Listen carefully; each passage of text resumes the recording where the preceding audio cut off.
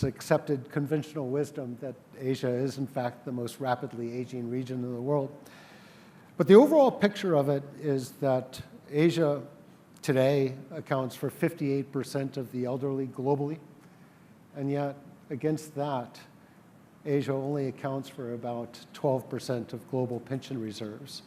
And so there's this massive gap in Asia in terms of these pension reserves.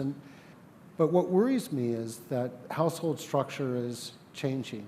And so in Hong Kong, they went from 3.3 to 2.7 people per household. Taiwan went from 3.3 to 2.8. Malaysia's quite a bit better, 4.6 to 3.8, but still quite a large drop. The only one that actually kind of maintained household size is Indonesia. And again, the reason why we care is because that is a very good proxy. When people cohabitate, the odds that they provide that needed financial support is much higher. And then layered on top of that is a culture of investment in Asia that was great during the demographic dividend, but it's a bygone era that is no longer relevant. Is people barbelling their assets between residential real estate and risk-free bank deposits is no longer going to cut it in the current environment.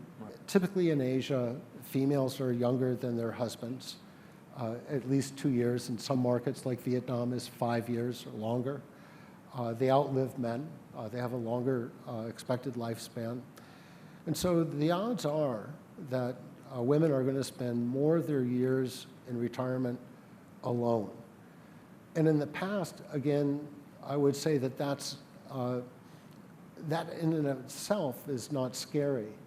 What makes it scary is the fact that there is a decaying financial support. We're looking at a generation now that have to provide financially for their elders. They're worried about sending their kids to a good school and financially providing for it. But they're the sandwich generation.